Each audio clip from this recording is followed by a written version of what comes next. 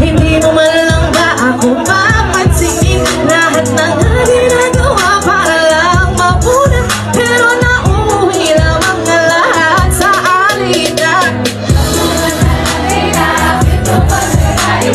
Di ka nga iyahan kita, huwag ka na makapunto. Isa lang naman ang nais ko, nabigyan mo naman ako. Another viral video na naman itong napanood natin, no, mga ka-triple. Ito talaga ang problema sa mga basher. Wala dong respeto itong taong pinaglalamayan nila. At marami kang comments na mababasa. So, ito na naman. Let me explain, no. Meron ho talagang ganito mga lamay sa di nakakaalam. Depende ho yan sa sitwasyon ng taong nasawi, yung taong yumao na yan, at sa family.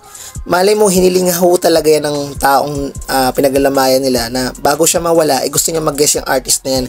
Hindi ko alam kasi yung title ng song na yan at yung singer, di ko gano'ng kilala. Pero naririnig ko po yan dito dati. Alam ko matagal na yung kanta na yan eh. Naririnig ko na yung song na yan at sobrang sikat yung kanta na yan. Pero hindi kasi ako fan ng girl na to. Pero maganda yung song So malay mo, hiniling yan ng girl or nung boy dyan sa pinaglalamayan nila na bago siya mawala sa mundong ito na ganito baka ganun. Sinabi niya na bago ako mawala gusto kong mag-guess yung idol ko na to, idol ko to, sana sa lamay ko hanggat iburol ako nandyan ho siya kakanta. So malay mo ganun ang naging senaryo mga ka-triple.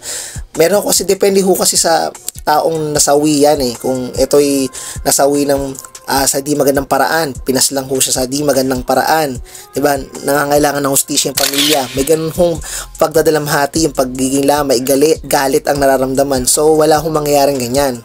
Okay, tandaan nyo po yan mga viewers, wala hong mangyayaring ganyan. Pero kung ito'y depende sa sitwasyon, kung ikay nawala, malay mo tong taon to nagkasakit at hindi nagka-cancer, na hindi na kayang malunasan kahit anong therapy, kahit anong chemo, pero bago siya mawala at nararamdaman niya na nahiling niya sa family niya na ito gawin nyo sa lamay ko.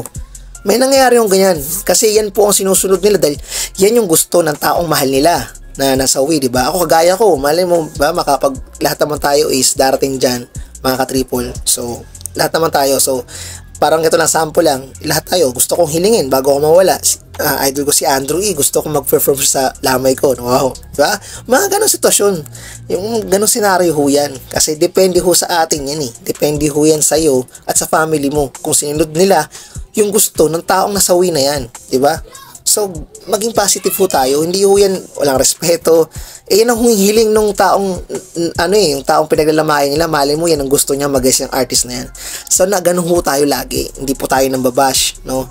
Yan ang gusto ng pamilya, wala tayong magagawa diba? At yan ang gusto ng taong na yan, yung tao na pinaglalamayan niya, nasawi na yan, yan yung healing. Malay mo yan talagang healing Okay? So hanggang dito na lang. This is Triple R TV. Please subscribe to my munting channel, no? Ito Triple R TV, huwag niyo kakalimutan, at sa aking FB page ka Triple. So maraming salamat at busy ako dahil may work po ako, Triple. Sobrang busy ko po talaga.